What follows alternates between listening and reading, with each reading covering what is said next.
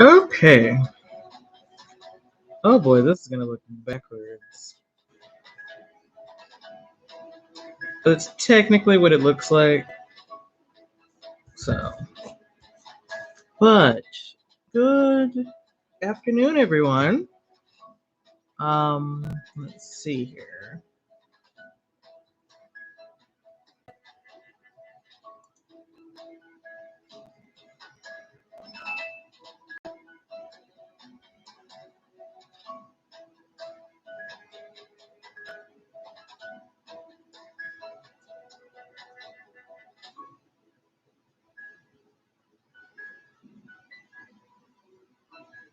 Hello? Hello? Okay. Hello? Okay. Anyway, like I said, today I'll be telling a couple of urban legends from around my neck of the woods.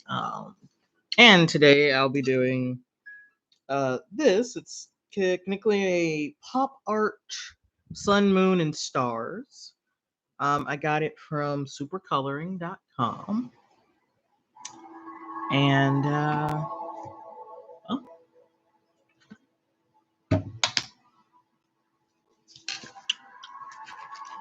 to start off, our first one is one of a well-known urban legend, especially down here.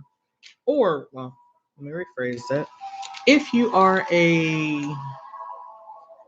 uh, buff of ghost stories, known as the Bell Witch. It's a famous one down here. A podcast I listened to has talked about it, and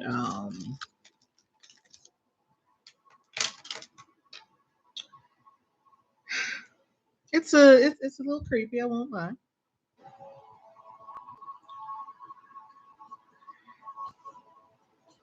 But it's one of the most well-known horror stories in my state, um, and it impacted a local politician by the name of John Bell, and he was also an attorney who served in the House of Representatives and the Senate. Um, hmm. uh, John Bell and his family were haunted by a poltergeist or a spirit intent on doing them harm during the summer of 1817 is when it started, and the family started hearing, you know, weird stuff like chains dragging, stuff getting thrown, people moving around outside when there was nobody there, that sort of thing. God, this color is ugly. Hey, if I mess up on this, I have no plan with this. So. But the choking sounds, clicking sounds, and they also began to see animals on the property, weird ones like chimeras and whatnot.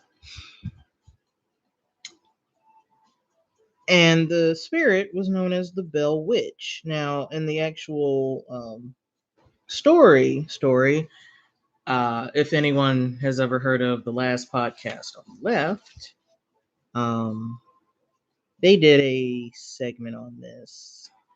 But there was a woman who was known as a witch, and basically because due to the time frame back then, she had lost her husband and was now the main breadwinner of the family, so she had to take over, and that was seen as masculine, you know. Um,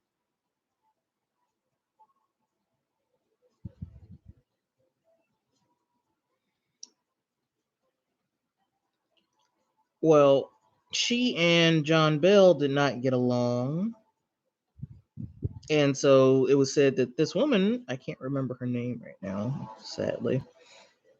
Um, she was considered to be a witch, and she cursed John Bell and his family. And the Bell Witch is actually associated with the cave in Robertson County, within my state. Um, I'm not sure exactly where Robertson County is. I think that's in somewhere. But um,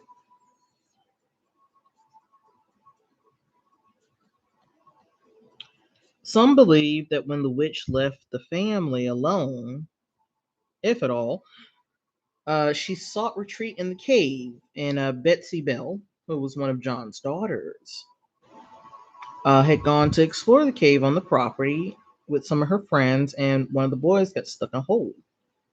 The As it goes, um, the legend has it that the Bell Witch pulled the boy out of the hole after exclaiming, "I'll get him out." And there's tours still going on there through September. So if anyone's interested in, the Bell Witch Cave, if they ever decide to visit that part of the country. Um, Another urban legend from around my state, which is Tennessee. Um, Pine Haven School is another one. In Jamestown, you'll find Pine Haven School, and it's an abandoned building with a really creepy history. A young boy was alone in the bathroom and before he went to class, and while he was in there, he got basically trapped by a bully. And pushed him into the bully pushed him into the mirror above the sink, which caused him, the boy that went to the bathroom, the bully pushed him so hard into the mirror that it caused his head to hit the sink, crack open, and break the mirror. Um, the bully got scared, obviously, because he most likely just killed somebody, and he was afraid of getting in trouble, as he should have been. And he pulled up the floorboards and stuffed the boy's body under them. And the legend has it that the little boy that died, his ghost still roams the halls, and those who look into the mirror that basically cracked on his head, um, they'll see him standing behind him. I need to look more into that one. That one's interesting. Um, there's another one of the Headless train conductor. And depending on how long this takes, and if I decide to do another one, I'll definitely delve some more into the Pine Haven one, because I've never heard of that one myself. So it's interesting. Um, but the Headless train conductor. Um, Everybody's probably heard of a headless train person, or something headless somewhere. And this is apparently in Chapel Hill, Tennessee. Um, and in the city, ghostly lights run along the railroad tracks, and a headless conductor wanders wanders the tracks in search of a train that doesn't come. Ooh. Sounds like his head probably got knocked off by a train, which does happen. Um, and some in the area claim to have spotted the ghostly conductor as he attempts to signal trains that never use the tracks. Mm. White Bluff. Ooh, those are interesting. But let's Let me see if I can find something real quick on the Pine Haven School.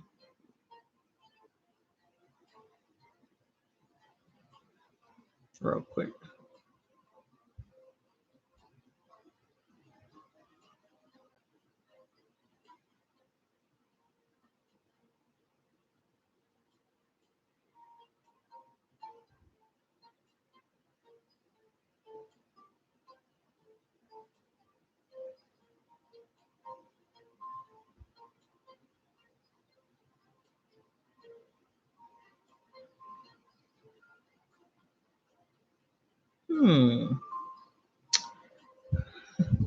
From what I'm getting it, there doesn't seem to be much more about it.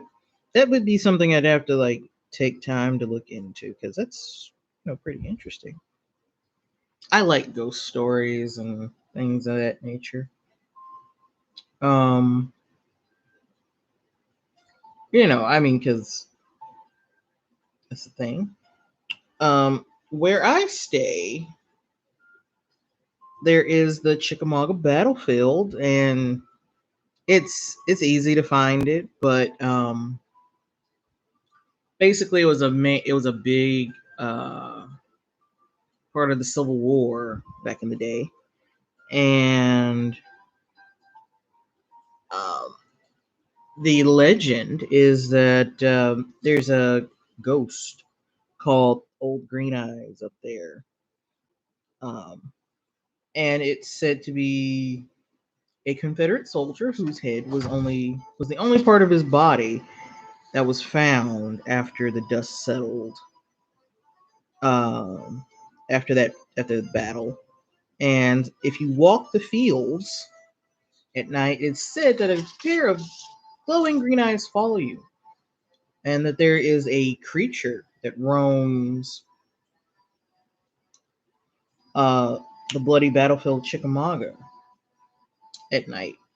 And there are documented vehicle accidents that occurred around there too. For when visitors who were driving through the park at night, and they claim to have seen the eyes glowing. Oh boy, and I know exactly where that is. um,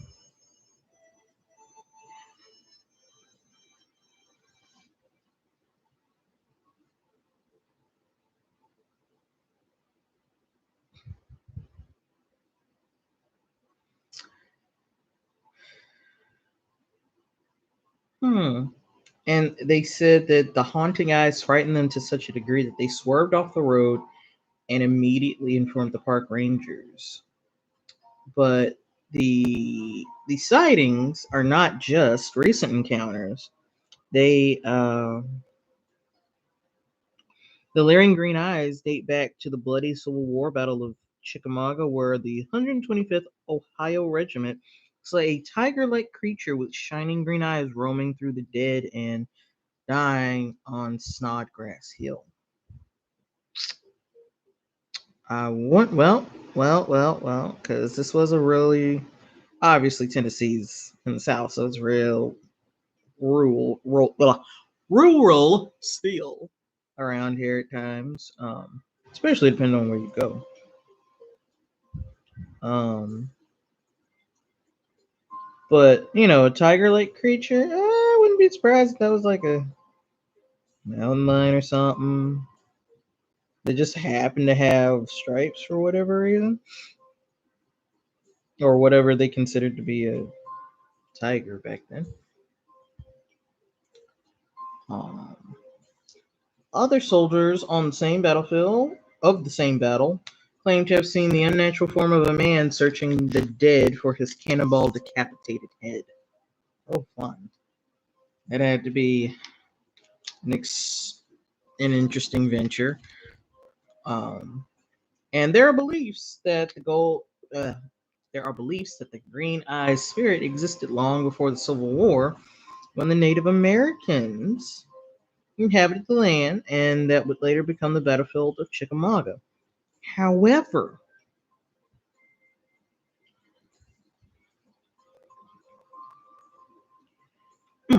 1 second.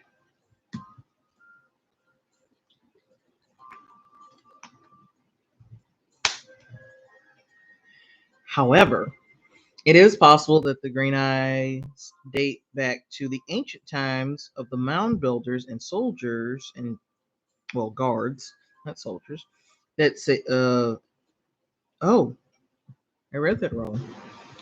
It's possible that the green eyes date back to ancient times of the mound builders and guards and it guards the sacred mound. Oh. Either way, people still claim to see the green eyes.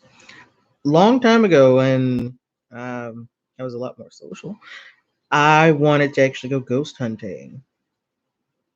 In a sense, I wanted to go see, you know, parts of town that were supposedly haunted, and well, it obviously didn't work out because I haven't done it. Um, but yeah, I think that would be fun. I got a new.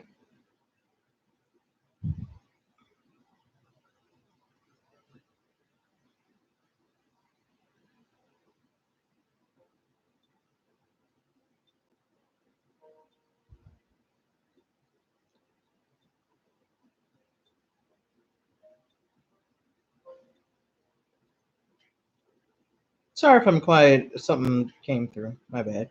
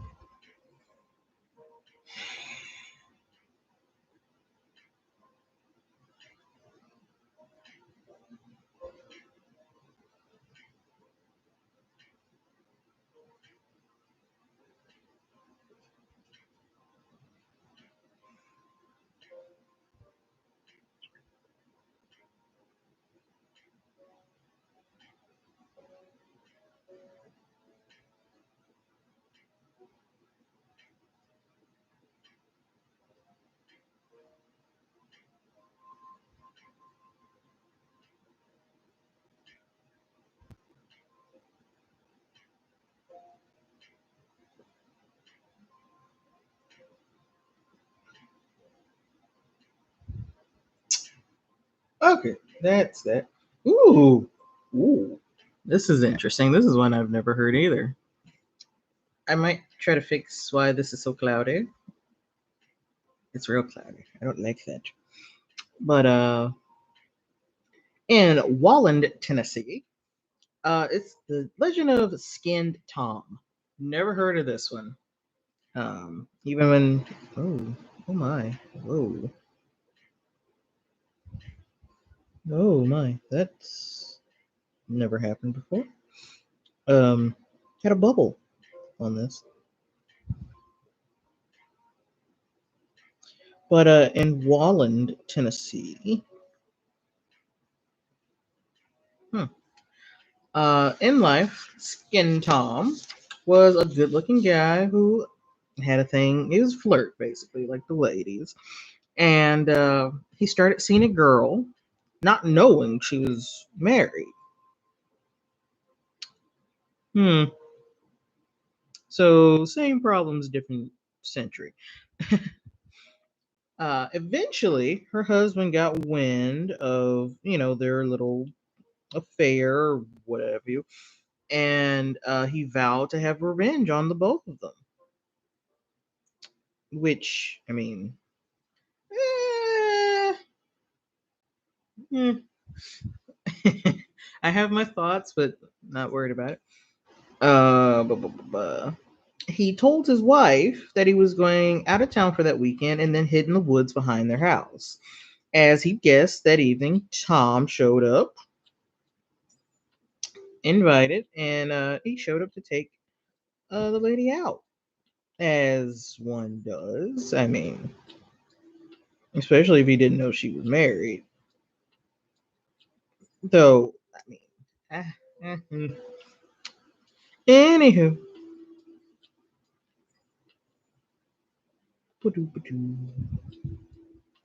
anyway, uh, bu- bu- bu- bu- bu- The husband followed them to the nearby Lover's Lane. I know nothing about Wallen, Tennessee, but okay.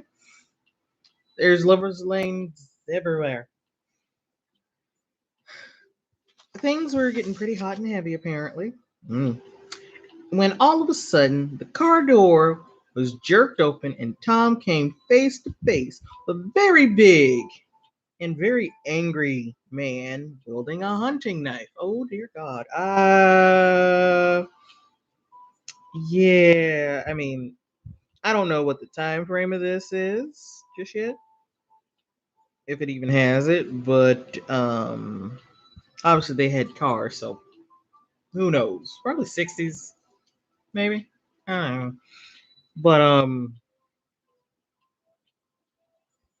I'd probably just piss myself. No matter which position I was in, I'd just probably piss myself.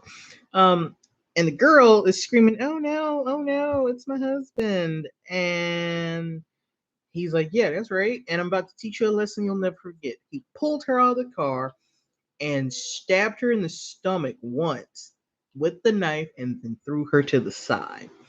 Then he turned back to Tom with the maniacal face. It's not funny.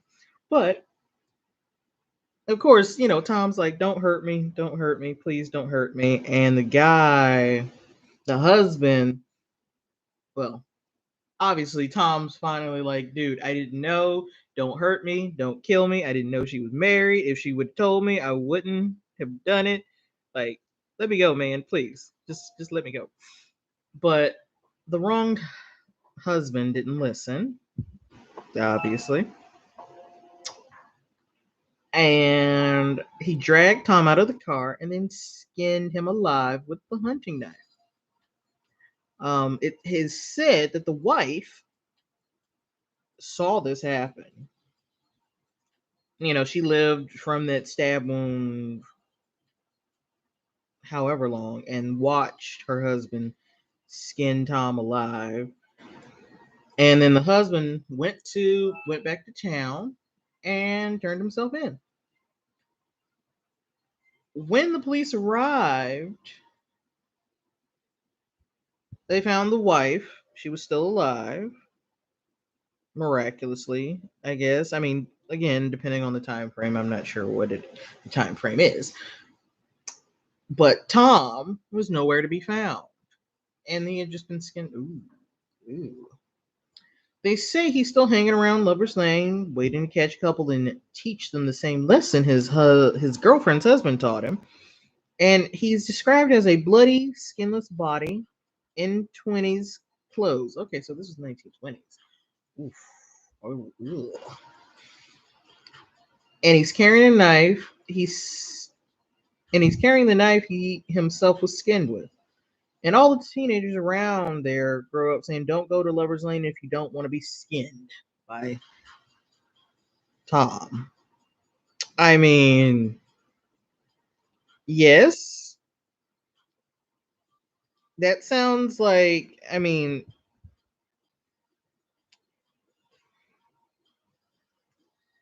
I guess I have no clue. Like I said, it's an urban legend. It's quite possible. That's probably another one I would look into. Get some more information on. Because this is literally my first live on here, and it's not too bad so far, I guess. Oh, the Signal Man. Okay. Oh, that's the Headless. The Signal Man is the Headless Conductor. Okay. Oh, this is a little bit more.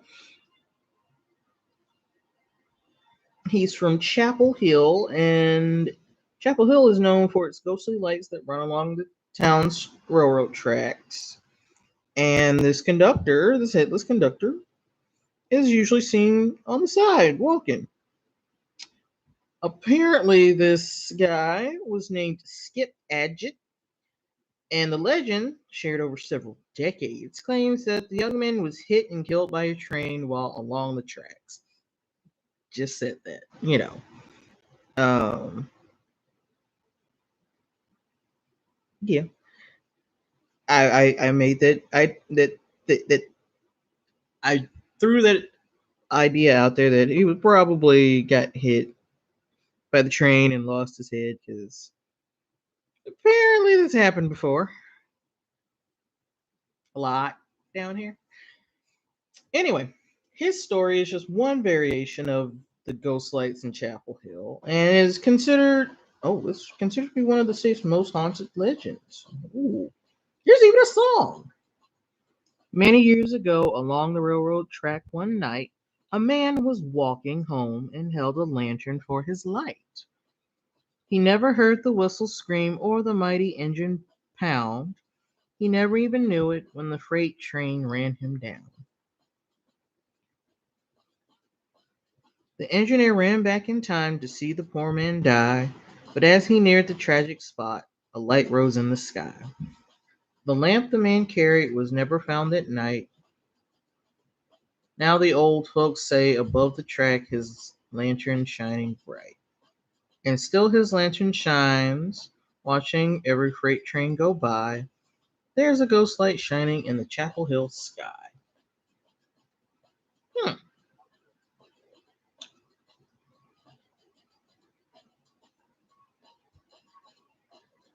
One second, I will be right back. Enjoy the music. I'm gonna turn it up a little bit. I heard something go boom, and I don't like that.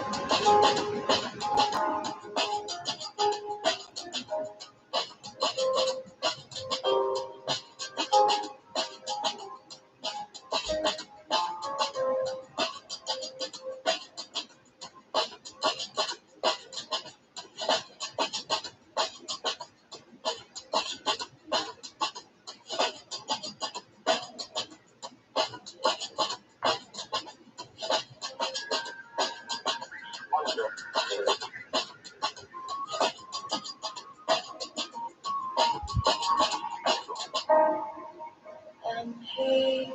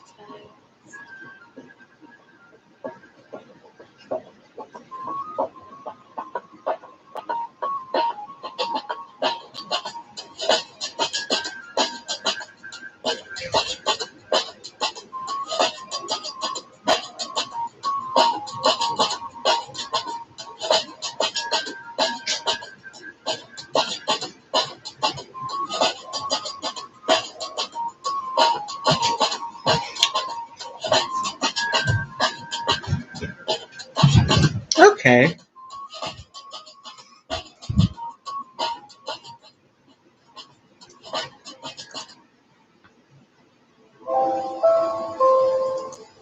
Guess it was nothing, but who knows?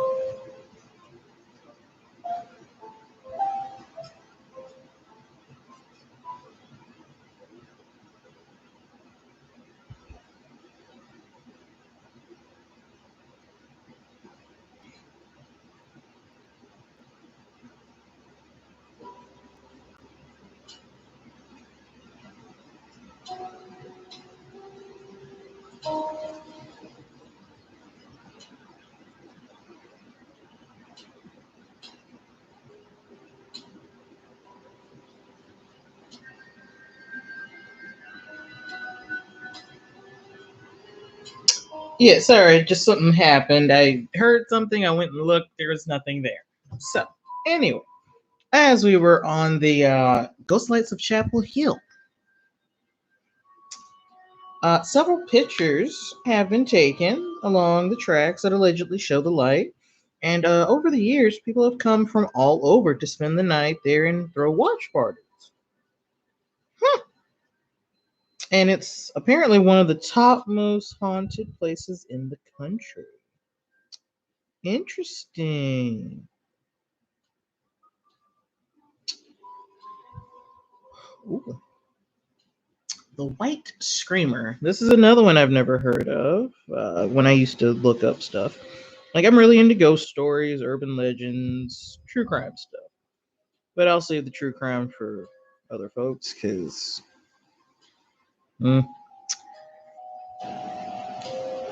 But apparently, in White Bluff, you'll find the locals whispering about the White Screamer.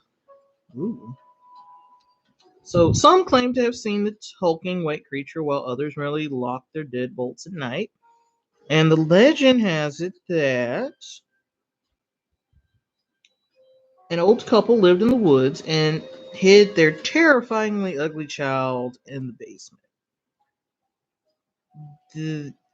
Okay, by today's standards, that's just wrong. I mean, plenty of people have ugly children, you know. And what I mean by that is, more than likely, this kid probably just had a deformity that was of no fault of its own. I mean, you don't get to pick your genetics sometimes. Your parents do that for you.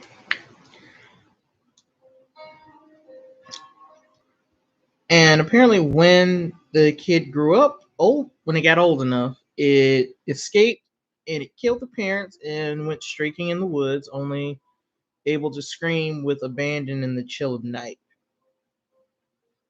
Okay, sounds like some weird Yeti Bigfoot type thing, but with a person. It's terrible. I need. Ooh, blood bunny. Oh. Ooh. Leave a couple dollars on the grave of Sadie Baker, and you may just appease the witch. This is another one I've never heard of. I need to get back into looking into stuff that I was really into. Concord Cemetery is the final resting place of Baker, who was buried alive by her community in the 19th century for witchcraft. Oh boy.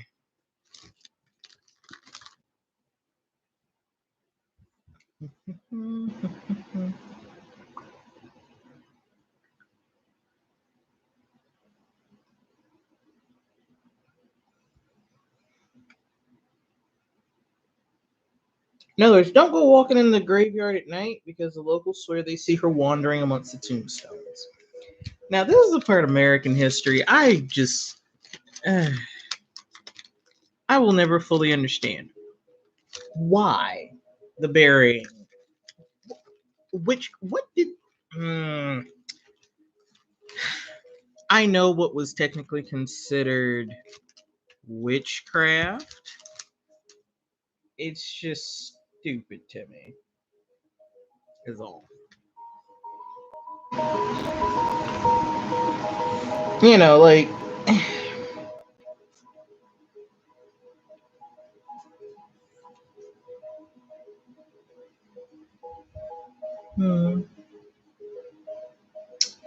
And just, I mean, maybe it's just me. I don't know. But anyway, the story begins back in the 1800s. Of course it does. And the Shelton family had been in the area for years and they were well known. Okay. And they were said to have had many beautiful daughters and strong sons, the most beautiful being Olivia. Okay. Olivia was said to have long black hair, sapphire eyes, as well as was very shy and sweet. And every guy in town wanted to have a go at her, basically. Yeah. Sounds, again, a couple centuries later, same thing, basically. Well, one day, while Olivia was on her way home, she came upon a young woman wearing a dusty cape, staring at the ground looking for coins. Olivia had never seen the woman before and was very curious, as most would be, and probably was like, "Hey, you need any help? I can bet you that much." And I haven't even finished talking about it. She knelt beside the woman and could tell she had not bathed in days and figured she was tired and hungry. Olivia asked the woman who she was and where she was traveling, but the woman gave no response. And Olivia assumed the woman was basically just shy when you could be nice to strangers, sort of. When it was more acceptable to be nice to strangers.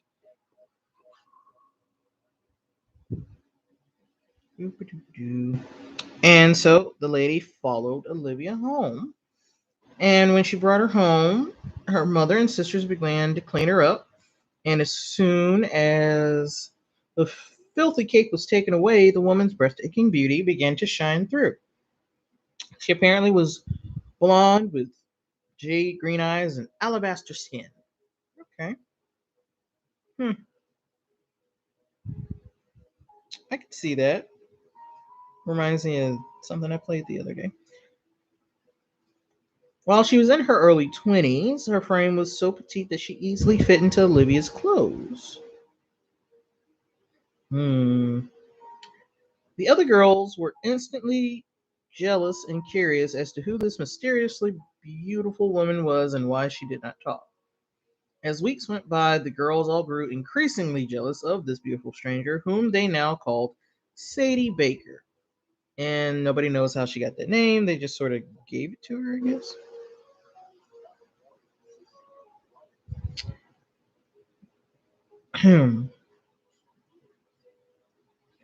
Even the mother was now feeling resentment towards Sadie. Oh, jeez.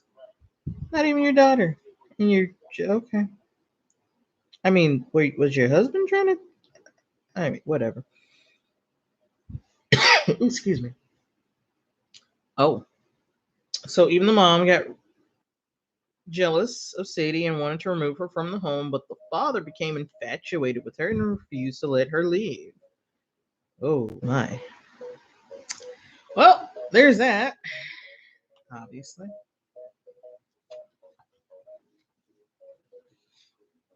Months went by, and Sadie was now the woman of the house. The wife had been moved into an upstairs bedroom, and the daughters were forbidden to leave the attic room that was prepared for them. Sometime later, the mom died of starvation. Ooh, goddamn. Ooh, that's oof. Sadie was now living the life of a queen, even as the household finances dwindled to nearly nothing. The husband and his sons indulged her in jewels and fine clothes, and she soon persuaded them to rob and steal from local people and stores to provide her with even more stuff. Mm, mm. So many words I could say.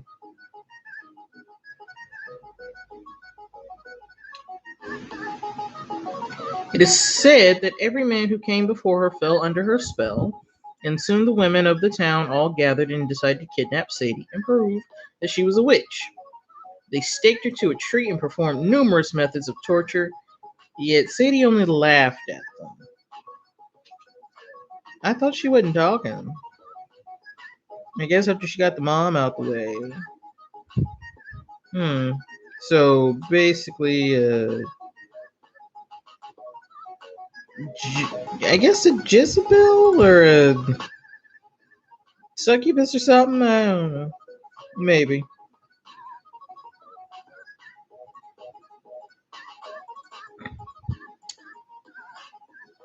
Anyway, they even tried to burn her, but the flames would not touch her. They finally bound her and buried her alive. From that day on, it is said that men are particularly drawn to her grave and that her beautiful, flawless spirit can be seen falling behind men. If a woman passes the grave, they must place money on the tombstone, or Sadie Baker will come for them and take away their men. Okay.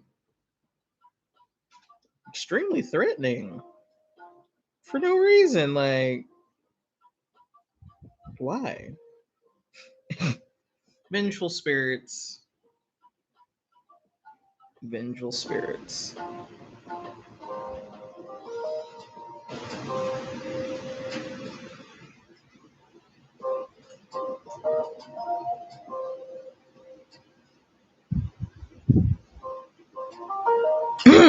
Well, that's a couple of them. Let's see. Let's try what other urban legends could there be? Hmm.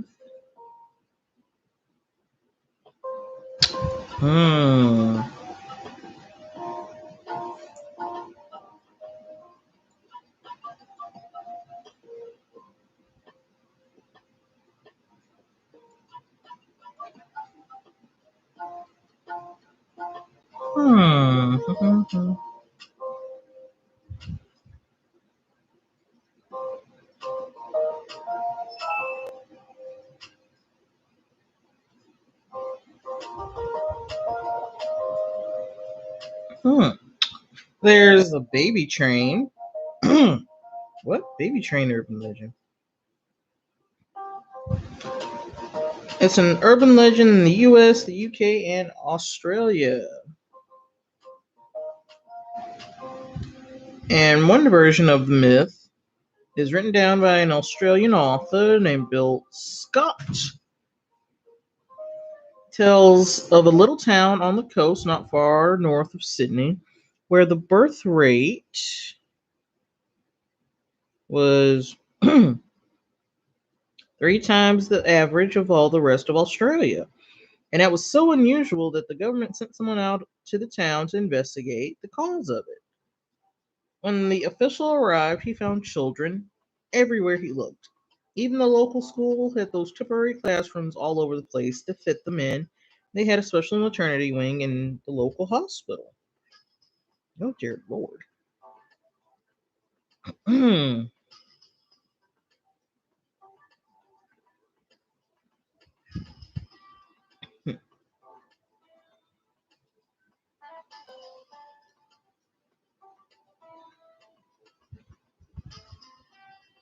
Hmm.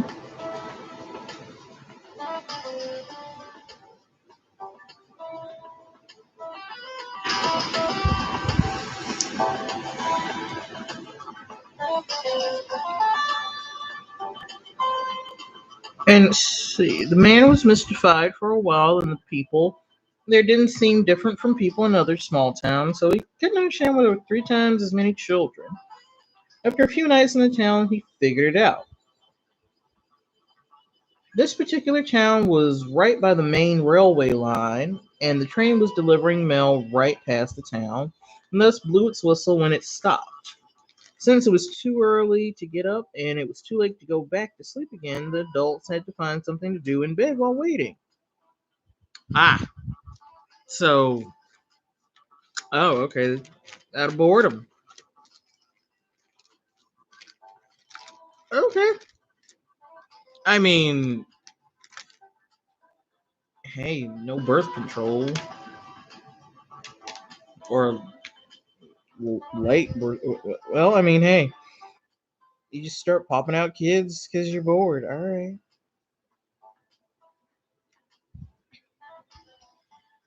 Whew.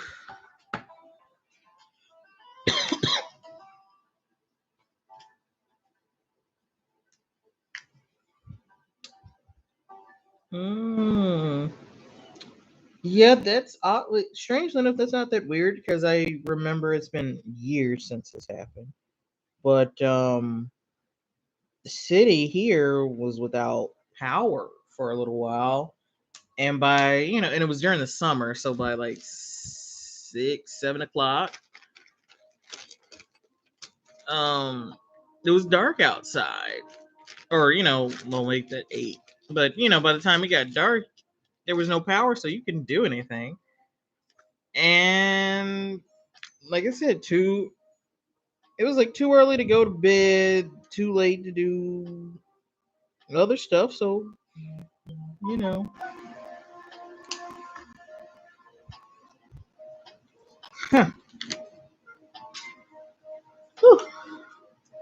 huh. Uh oh. Oh no, something's going wrong. Oh no. Oh no. No.